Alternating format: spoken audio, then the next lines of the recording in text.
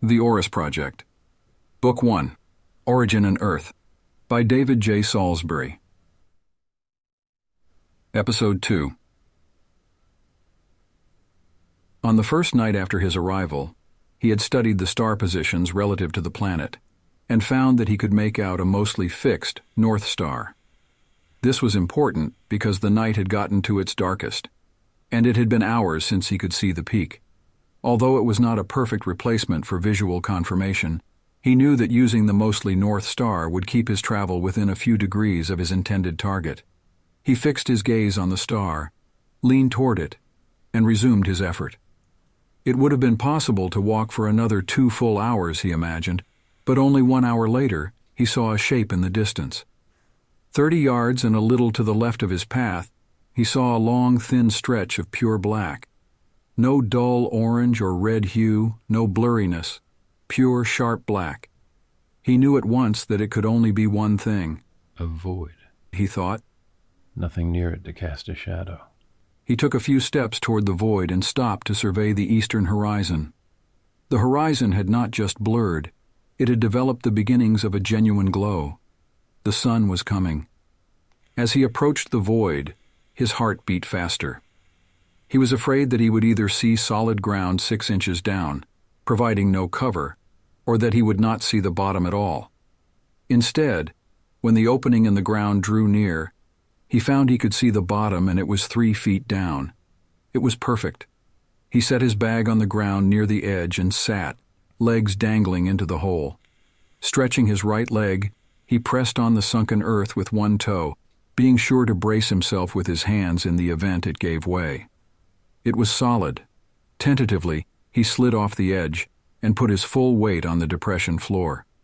After considerable experimentation, shifting his weight and walking back and forth, he convinced himself it was the gift he had hoped it was. He crouched down and felt along the walls with one hand.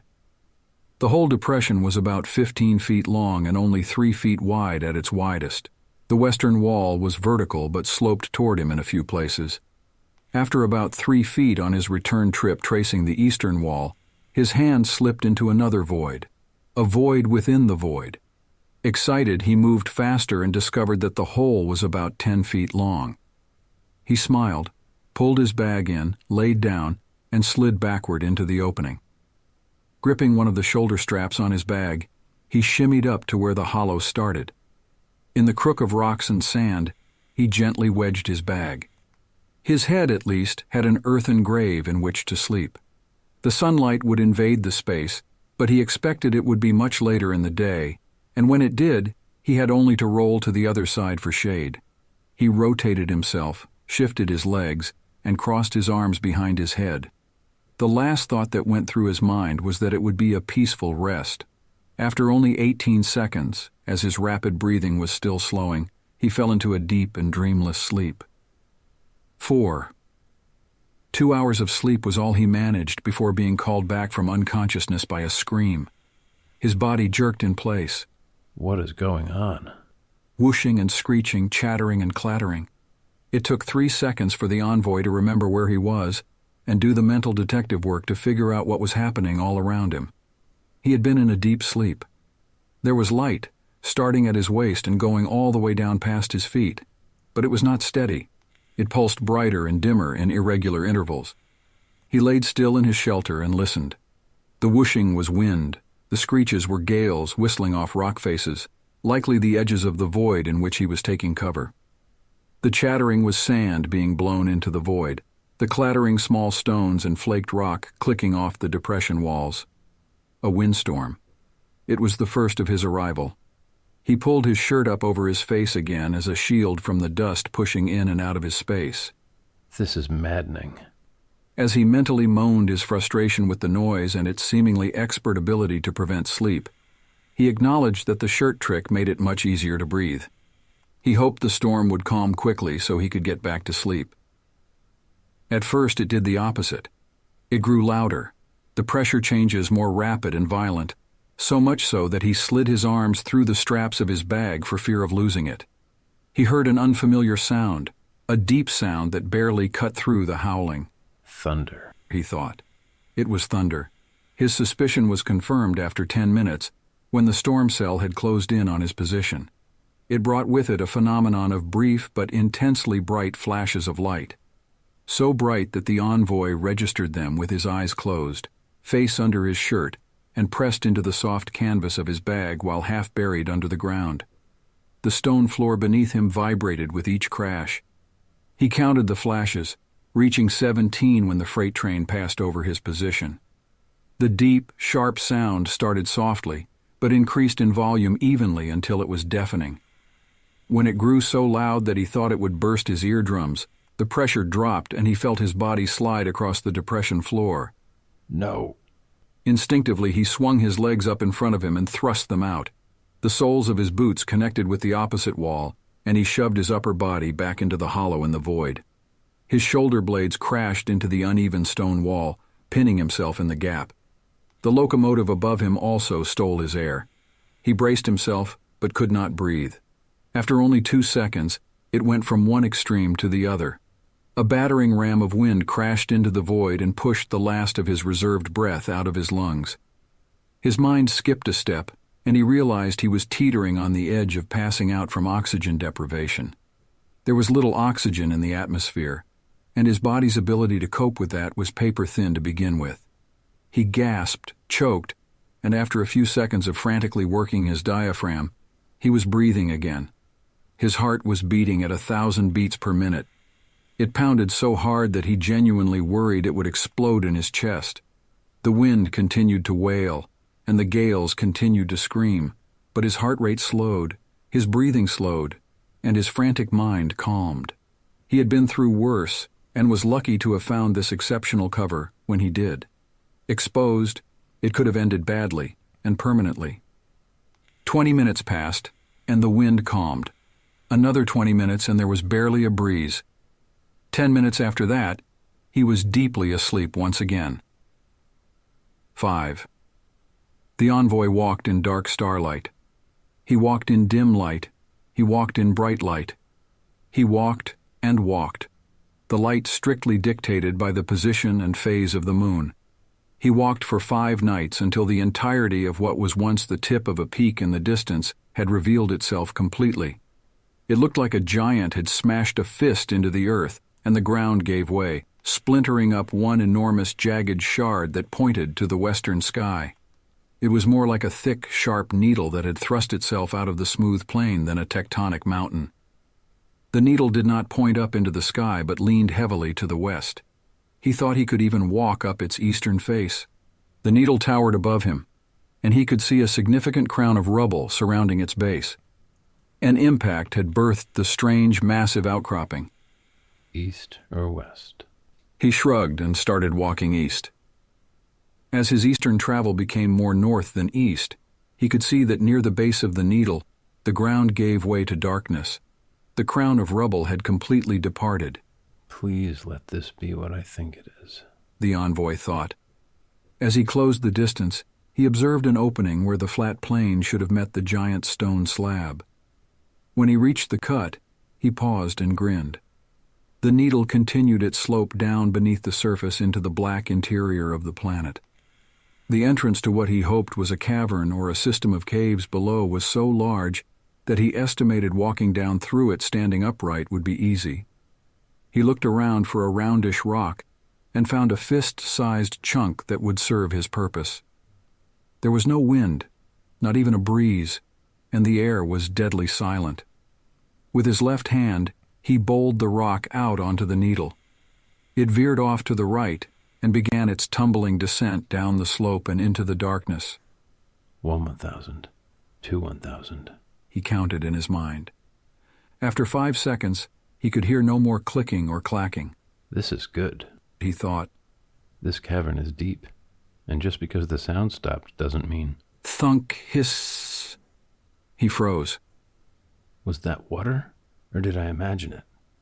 He shivered deeply, and his entire body filled with a new optimism, pure joy, pure heart-pounding excitement.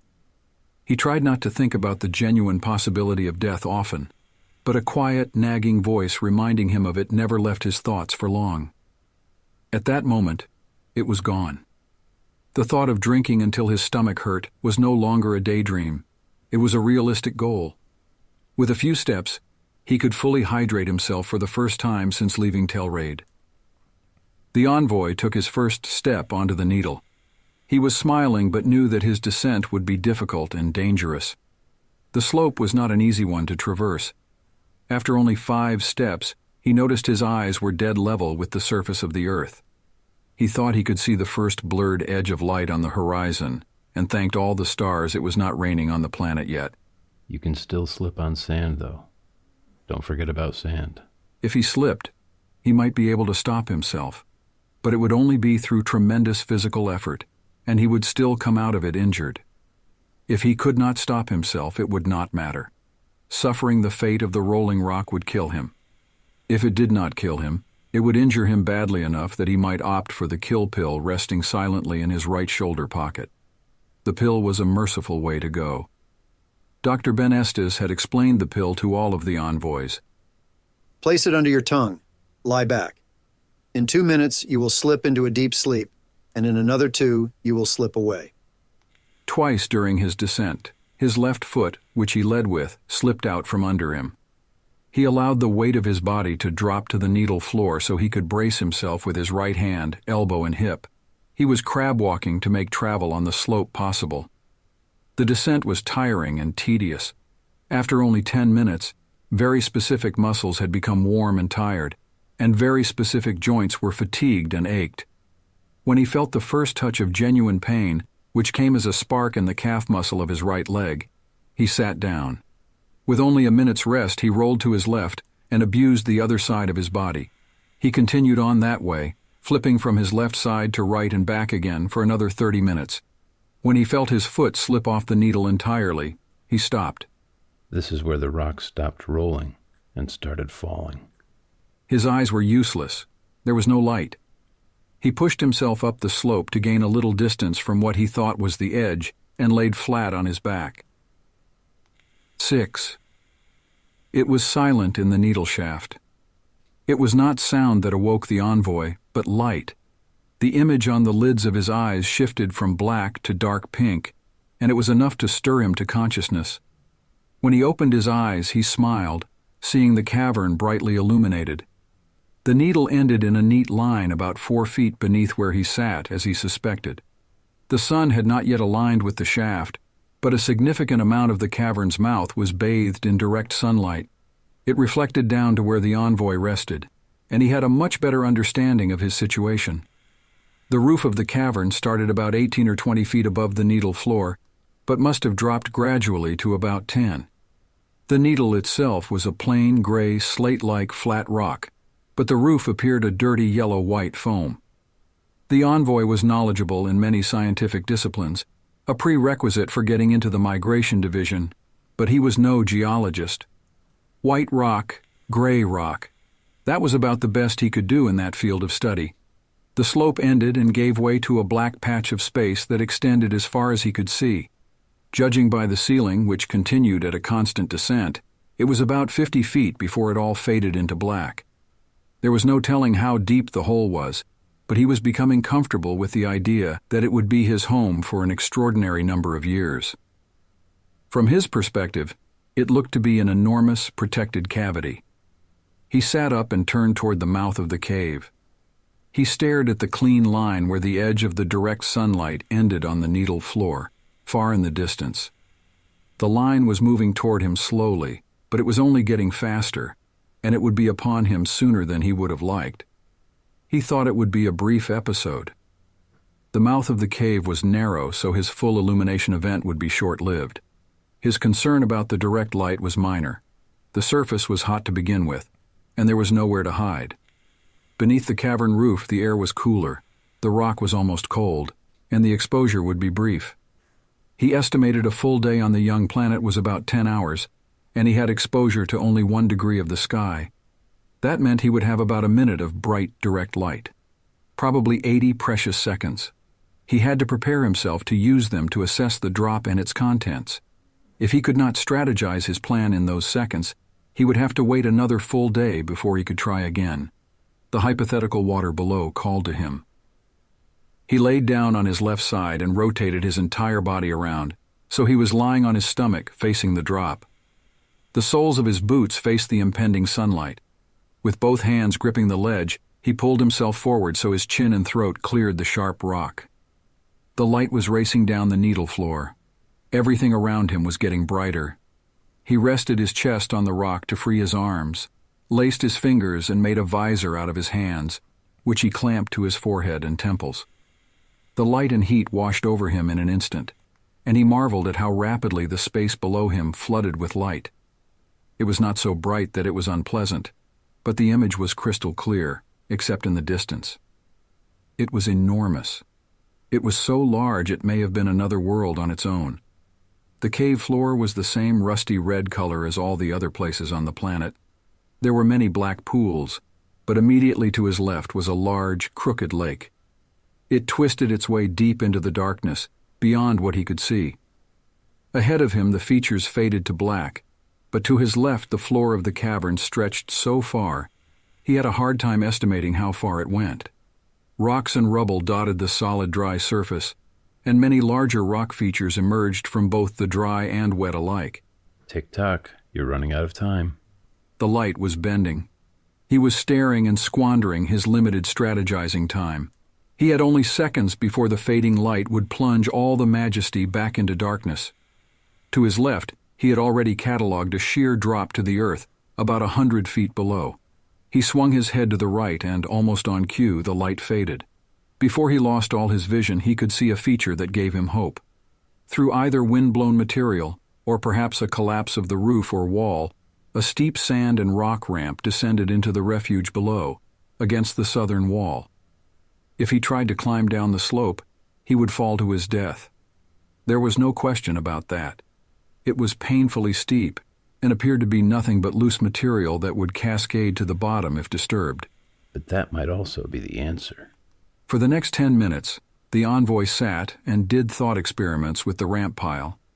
Once he formed a plan, he gathered his pack, strapped it to his back, and crab-walked south to the near wall. 7. The envoy awoke hours later and could see the first touches of daylight blotting out the stars. He retrieved a length of black cord from his bag and tied one end to the bag's strap and the other about his left arm, just above the elbow. He could not afford to lose his pack and was afraid that during his descent it could tumble to the floor of his new home, damaging its contents. He placed his right hand against his chest to find the pear-shaped pouch under the fabric of his shirt, suspended by a fine chain of titanium. The pouch contained the Sterilex, the only thing that made it possible to survive and accomplish missions spanning gargantuan amounts of time. Once he confirmed its presence on his person, he pulled it out from under his shirt and swung it around behind him, so it rested between his shoulder blades. Once it was safely in position, he turned his focus to his next task. Sliding down to the edge on his belly, he peered over the needle ledge to see if he could make out the top of the ramp pile.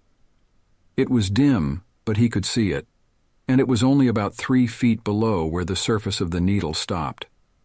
More light would have been helpful while attempting his descent, but the thought of falling in the darkness comforted him. Death would be easier if he could not see it coming. Still face down, he spun around feet first and allowed his legs to fall off the edge. Once they were dangling, he reached back and gripped the ledge with both hands. Using his palms as a fulcrum, he stiffened and straightened his body until he was upright, standing on thin air and held up by his locked arms. Leaning his upper body slightly forward, he lowered himself down into the abyss. The envoy was neither tall nor short, but the tips of his toes touched loose sand before his chest had even reached the needle ledge. Complying with his strategy, he straightened his feet down into stiff points like the tips of 2 spears. He continued to lower himself and the material gave way, parting and dribbling down the ramp. Besides his own breathing, the sound of sand rain and the small clicks of rock bouncing off rock were the only things that breached the silence of the place. Once suspended from the tips of his rapidly tiring fingers, his anxiety level exploded as he realized the ramp pile had barely increased in resistance as he lowered himself into it. It meant he would fall. He did not have the energy to pull himself back up.